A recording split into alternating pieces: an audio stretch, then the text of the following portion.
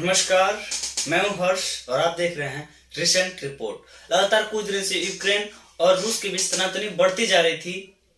Ukraine NATO का सदस्य बनना चाहता था, लेकिन रूस को यह मंजूर नहीं था। इसी बात को लेकर विवाद काफी बढ़ चुका था। लेकिन इसी बीच यूके के प्रधानमंत्री बोरिस जॉनसन ने एक बात बताई कि रूस के 5 प्रमुख बैंकों पर प्रतिबंध लगा दिया और व्लादिमीर पुतिन के 3 सहयोगियों की संपत्ति भी जब्त करने की घोषणा कर दी और बताया कि इनकी संपत्ति, जिनकी नेटवर्थ काफी ज्यादा थी, यूके में स्थित इनकी सारी संपत्ति जब्त की जाएगी।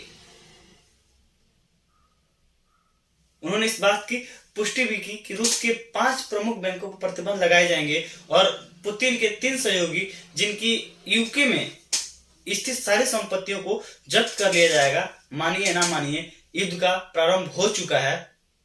और ये ऐसा कब हुआ?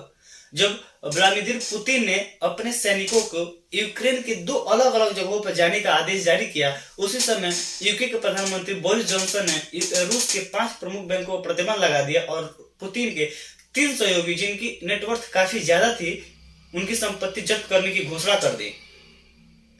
युद्ध का शुभारंभ हो चुका है।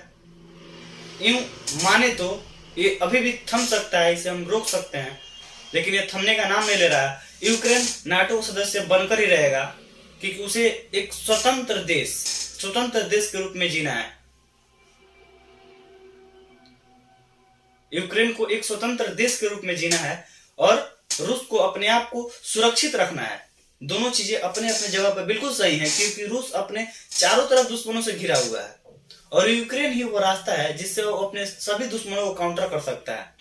अगर यूक्रेन नाटो का सदस्य बन जाता है तो शायद यूक्रेन इस काबिल हो जाता है कि वो रूस को आंख दिखा सके, और रूस ऐसा होना नहीं देना चाहता। मसला यही है, और ये छोटी सी मसला है, लेकिन ये छोटी सी मसला एक समझिए कि एक छोटा चींटी एक हाथी के सूंड में घुस के बस अब हाथी को परेशान कर रहा है और हाथी उथल पुथल हो रहा है। और उथल पुथल होने में आसपास का माहौल कैसा होगा, इसकी कल्पना आप स्वयं कर सकते हैं, ठीक। और इसी कल्पना को लेकर हम अपनी तबाही का अंदाजा लगा सकते हैं, किस तरीके से हम तबाह होंगे, हमारी दुनिया किस तरीके से तबाह होगी, एक दूसरे देश पर अर्थव्यवस्था को लेकर क्या स्थिति हो जाएगी, कितनी कमी आएगी अर्थव्यवस्था में, और इतनी सारी सुविधाएं हैं जो मतलब एक तरीके से थम जाएंगी। और ये युद्ध होने से सिर्फ रूस, यूक्रेन या नाटो के संगठन में जितने देश हैं उन लोगों की समस्याएं नहीं है।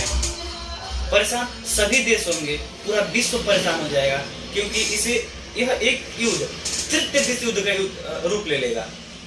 एक छोटा सा युद्ध जो यूक्रेन और रूस से होकर निकला, वो एक विश्व युद्ध का रूप धारण कर लेगा और इसमें पूरी दुनिया तबाह होने की संभावना है। अब पूरी दुनिया तबाह तो नहीं, पूरी दुनिया परेशान जरूर हो जाएगी, क्योंकि इस युद्ध में परमाणु बम का भी उपयोग किया जाएगा, ऐसी आशंका है। रूस के पास हाइपरसोनिक हथियार है, यूके किसी से कम नहीं है।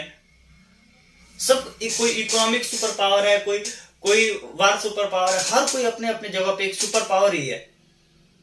तो युद्ध थमने का नाम क्यों नहीं ले रहा?